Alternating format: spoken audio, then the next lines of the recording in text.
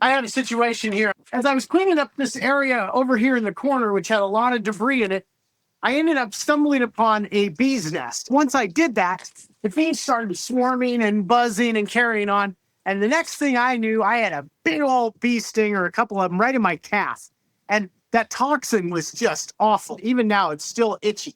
I was thinking about that from a business standpoint, how oftentimes we bring someone new into our businesses with a particular task. So in this case, I was going to clean out this corner of my backyard, but it could be any task your business wants.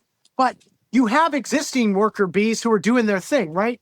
If those people feel threatened, what do some of them do?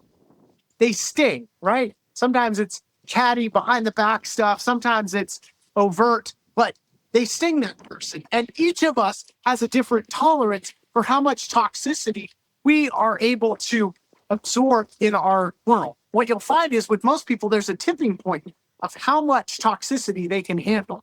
There's also a point in many of our businesses where we let the toxic ones, the bees that sting, run off the good workers. And that creates turnover. So if we're protecting the bad worker, we're going to run off the good worker and we're going to have turnover.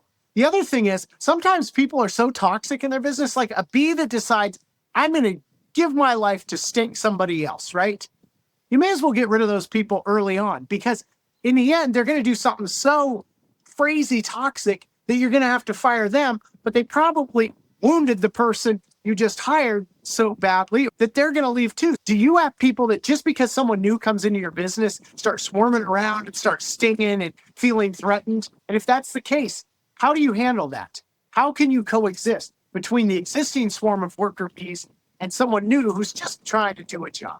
And I think with the right amount of communication, you can communicate that, hey, you can continue to make your sweet honey, but we can still have this person clean up this whole landscape around here and have us all benefit. So this has been our Super Pump Surge today. I hope you go out there and create less turnover in your business and make your day a fantastic one.